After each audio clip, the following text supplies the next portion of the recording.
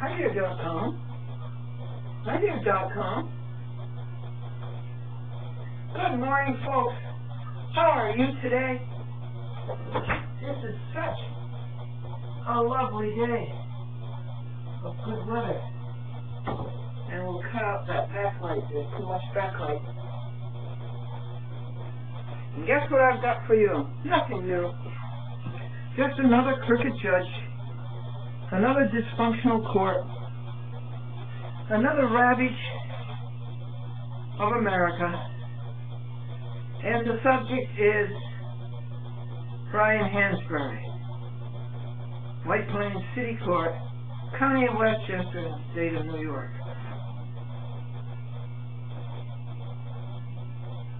Now, I sued a law firm, Sadly, Stevens, Burke & Burke, and a lawyer, alleged, Walter A. Sarok. And it was through the case Glendora versus Cecilia Mastroulli, who kept chasing away my signers, and I gave them an excuse to take my program off the TV, public access TV.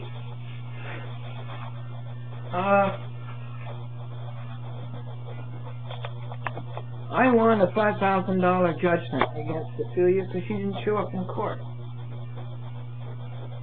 And then Sarok and Sadly, Stevens, Burke & Burke, to whom $5,000 is so much money. Oh, they're out of their minds. There's so much money. And they grow and they try to get it vacated. Can you imagine that? And that alone, they look pretty foolish. And I defeated order to show cause to vacate one. I defeated an order to show cause to vacate twice. They were identical. And I won this case, Glendora versus Sadly, all the way up to the point where the case was not dismissed. Motion to dismiss and a motion, cross motion to deny it. And it went to trial. Well, it never should have gone to trial. There were no triable issues. Sarok, sadly, like all cheap defense lawyers, did not defend on the merits. It's always procedural with them. They try to get out of it by saying the court doesn't have any jurisdiction and the service was wrong. Well, this is patently a false and a false attack, and it had no validity at all. It was a sham, the whole thing. But it cost me money and time and labor to defeat these things and to set the record straight and to point out their lying. And so I sued them. For what? I, a pro se, sued them for ignorant lawyering and shoddy workmanship. Well, it fell into the hands of Brian Hansury, a part-time city court judge. He's a lawyer the rest of the time. Obvious conflict of interest. And we had a trial on January the 24th. And in the 3 or 4 programs before this one, I told you what happened at the trial. And around the Groundhog Day, I told you what was in my 300-page post-trial affidavit. That Sadly was obviously in default because Sadly never appeared and Sarok is a defendant and a defendant cannot defend a co-defendant. And if that wasn't enough, procedurally, to award me the $5,000 damages, in addition to that, I listed 94 counts, or 96 counts, of ignorant lawyering and shoddy workmanship. So, comes to trial January 24th, and Brian Hansury trips and falls into the hole and falls flat on his face. And the trial lasted from 5:15 p.m. to 6:50 p.m., an hour and 40 minutes. And Hansury made a fool of himself. And I had 5 witnesses to that: Mary, and Lydia, and Art, and Patrick, and Suzanne. So, that didn't work. And it didn't work because Hansury doesn't work. Hansury does not do his homework. Hansury doesn't know where he's coming from. He's not familiar with the facts and circumstances. This is against public law. When you go to court, you have the presumption that the judge knows the case, and also that the judge knows the law. Well, Hansury failed on both. He failed you, the public, on both. So, I waited for his decision, so-called, in his order, so-called, and it was a mess. I couldn't even recognize my case. I couldn't even recognize my gravamen. He didn't deal with it. Of course he didn't deal with it because Glendora was right.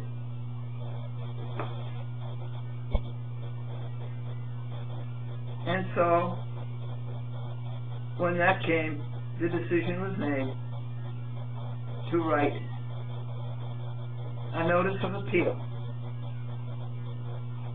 And you only have 30 days to do that.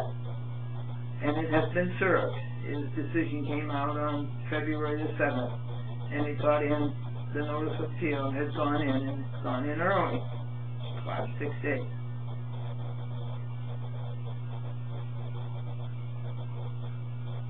But it's not just a plain, ordinary notice of appeal. It's a notice of appeal with 3 attachments, with a note to the clerk. Make certain that all 3 attachments go to the clerk of the appellate term, the appeals court.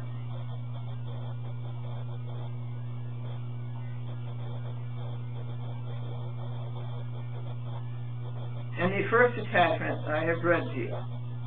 And that's 2-3.5 hours, and it's about what happened at the trial. It's a report of the dismal,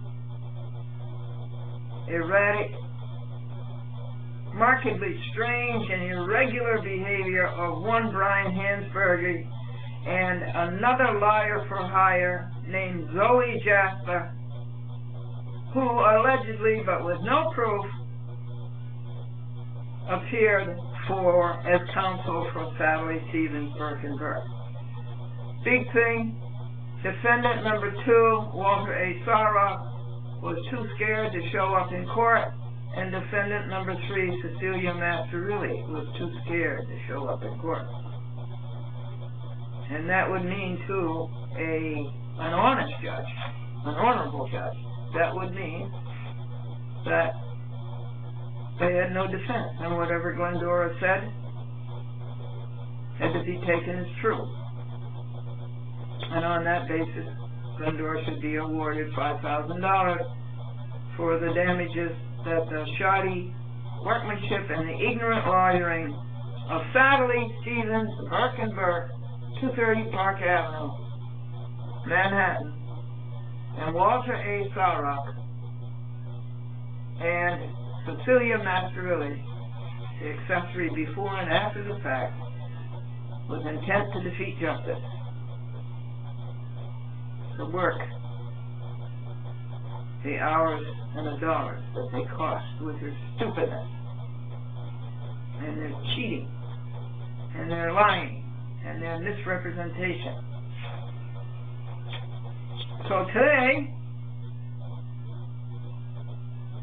I'm reading you the second attachment. Guess what the second attachment is? City Court, City of White Plains, County of Westchester. You can really read this.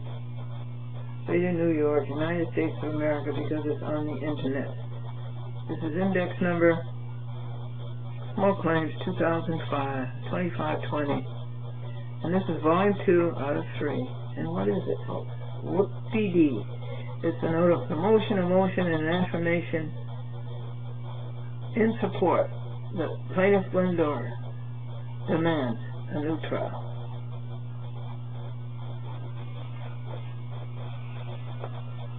Movement is Glendora. The return date is March the 14th, the Ides of March. The location is the City Court of the City of White Plains, 77 South Lexington Avenue, White Plains, New York, 10601. The relief demanded is stated in the title. The legal basis is the New York State statute called the Civil Practice Laws and Rules, Section 4404D. Demand for a new trial, no jury. I can't have a jury. In small claims, the plaintiff can't have a jury. But the defendant could. We might have to revisit that.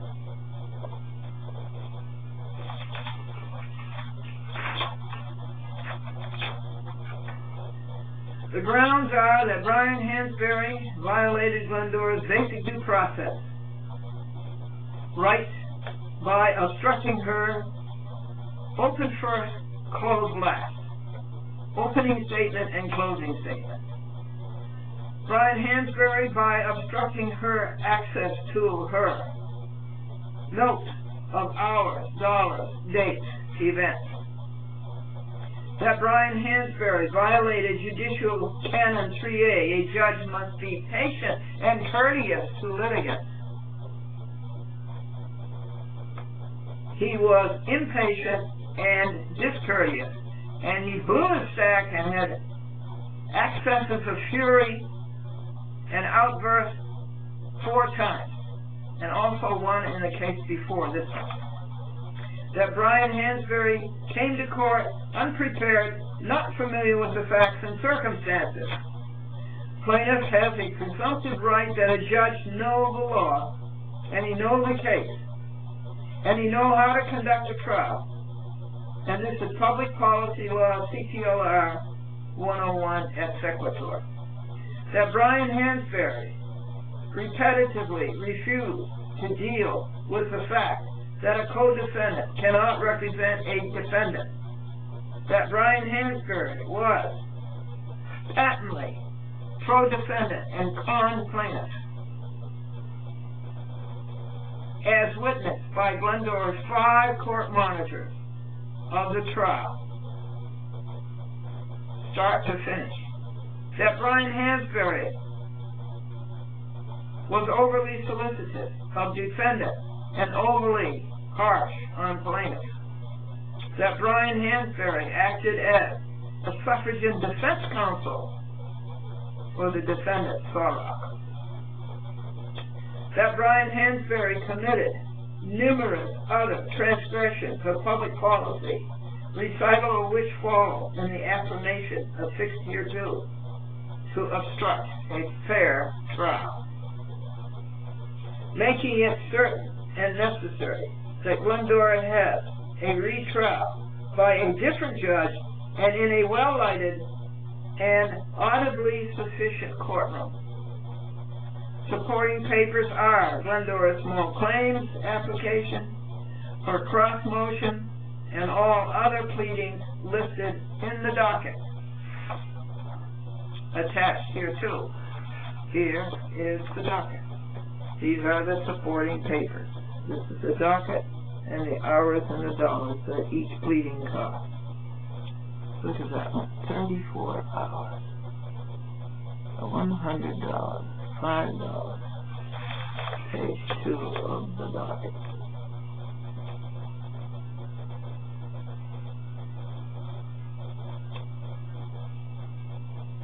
You know, folks, no matter what happens to this case, we still have, on record, forever, a pro se who stood up against this ignorant lawyering and this shoddy workmanship and this lying and stealing and cheating, not only by lawyers, but by clerks and by judges. What backbone does a nation have if it doesn't have courts, if it doesn't have justice? What backbone does a nation have?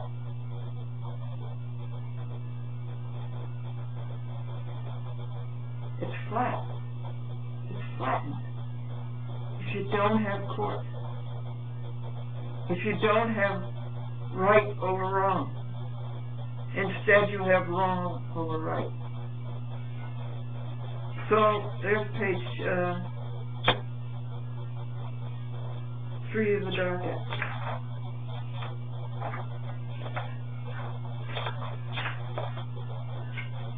Very, very good. Just to read the docket alone. The time and the hours and the dollars.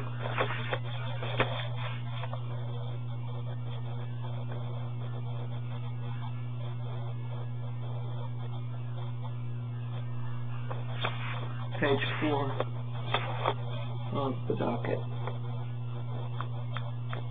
16.5 hours, $34, 22.5 hours, $82, 16.5 hours. What paper was that? Oh, that was the trial, I guess. Yeah, that would be the trial. 16.5 hours, $165. Post-trial affidavit, 42 hours, $119. This is print and post and travel. There it is. What was this one? Anyway, the total comes up to 195 half hours these clerks cost. And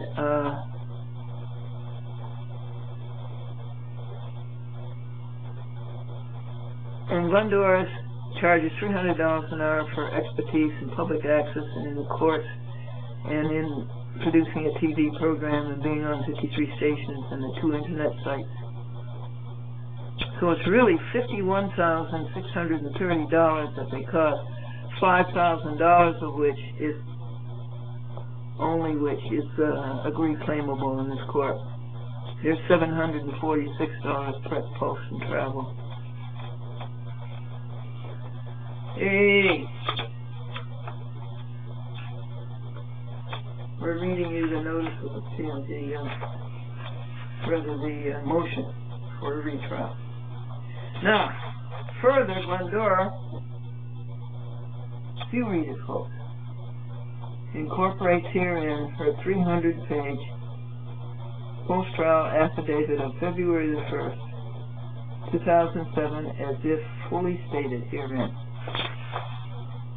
And what did the post-trial affidavit say? Again, you tell me, you know by now.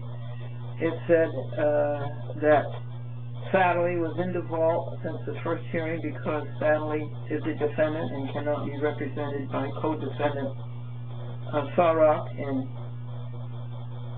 so they were never represented. So, and Hansury knows that, and that's why he eschews it so vigorously. He knows they're in default. Sarok and Cecilia are in default because they didn't show up at trial and they never sent a representative. You know, this is all obvious. Even a second grader can understand that. And that was the first part of the post-trial affidavit. And then the second part was on the merits. Glendora lists 96 counts of ignorant lawyering and shoddy workmanship. So that doesn't prove the case. Well, we all know it proves the case. And we all know that Hansury is cheating, and he's lying, and he's destroying the city of White Plains, the county of Westchester, the state of New York, and the nation, the United States of America. Now, that's what's in the motion. You notice the motion, and here comes the affirmation. Glendora affirmation in the support of the motion for a retrial, or it's called a new trial. Blessed assurance, all is at rest. I am my Savior, are happy and blessed. Watching and waiting, looking above, echoes of mercy, whispers of love. This is my story, this is my song, praising my Savior all the day long. This is my story, this is my song, praising my Savior all the day long.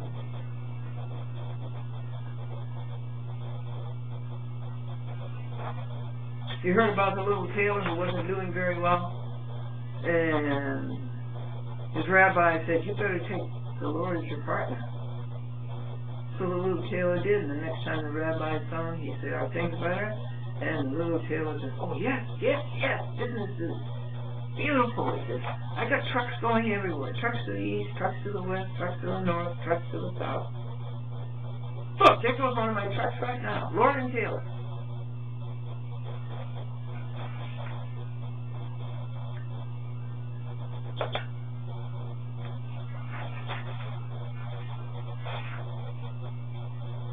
It is CPLR, Civil Practice Laws and Rules, Statute of the State of New York, 101, Public Policy, that a judge be familiar with the facts and circumstances.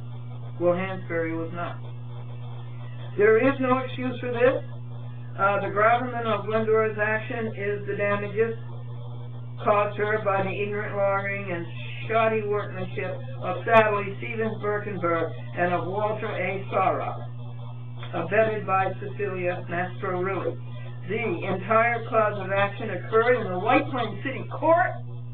Yes, within the walls of the White Plains City Court, the damages started and grew and went full-blown. And Hansury had knowledge of the facts and circumstances as no other court ever has had.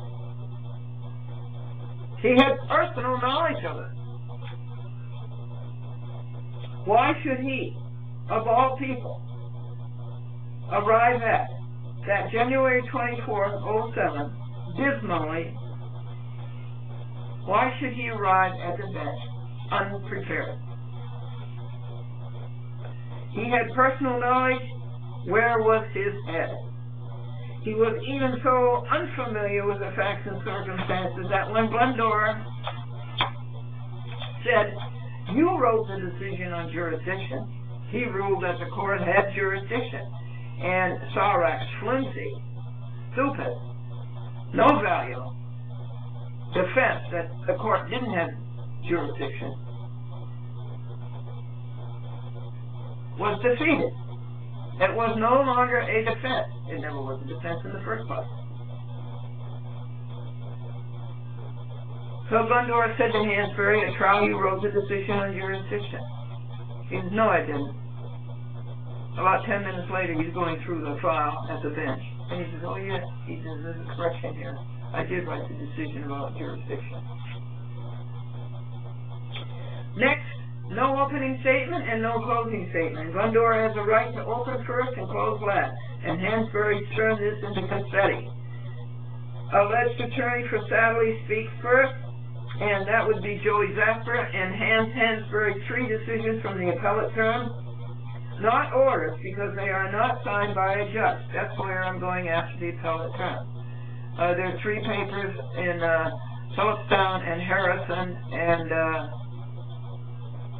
White Plains are bogus. They are not signed by a judge. A paper is not an order until it's signed by a judge. In this case, 3 judges. This is the appeals court.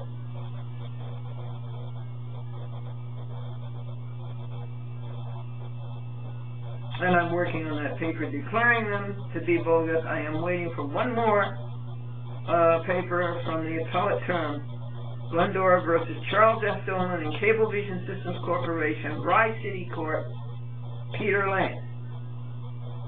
And on the basis of that, I will release these 3 bonds: Harrison, Phillipstown, and White Plains. Not this White Plains, but the first White Plains. For 15 minutes, Hansury halts everything while he reads these 3 appellate papers at the bench. He should have read them before he came to the bench. One of them was in the Masterilli case.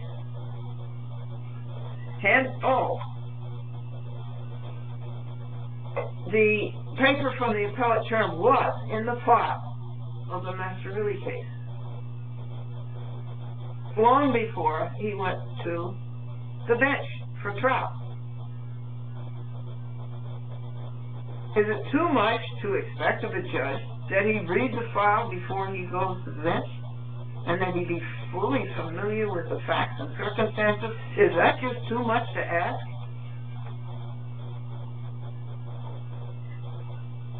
They get several thousand a year to be a part-time city court judge.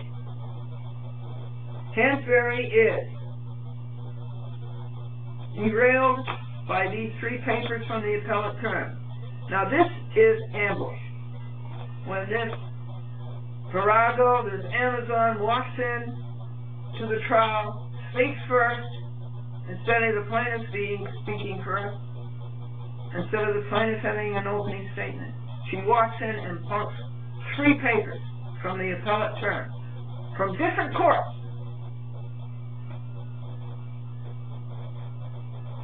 This is ambush, folks. This is dirty Zoe Jasper, and an ambush is a tactical trap, concealed for the purpose of attacking the opponent by surprise. Trial by ambush in the United States of America went out several years ago. But these dirty people resort to it, and Hansury is taken in. Unfair. Hansury was even considering not having the trial on the basis of the appellate term papers. Can you believe that?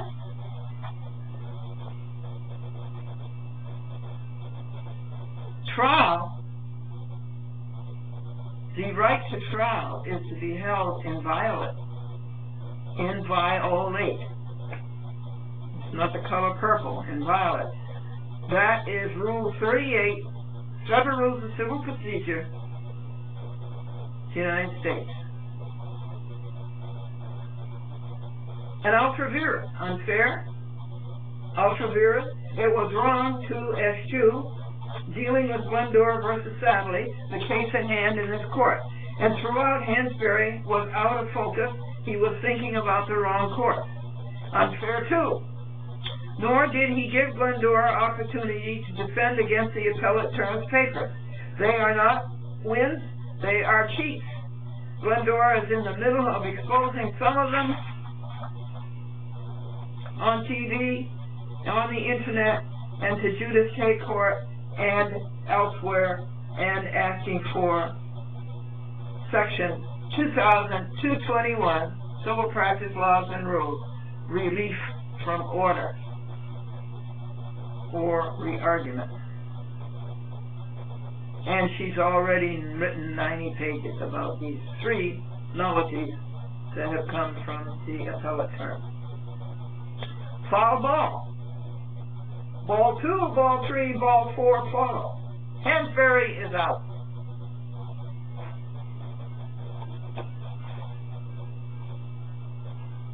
Carmody Lake proof. Jasper walks in and mumbles that she is a lawyer for Sadley. She does not give the name of the law firm that she belongs to. Glendora asks for a business card. She doesn't have one. Glendora asks for a telephone number. She refuses. Glendora asks for an address. She refuses.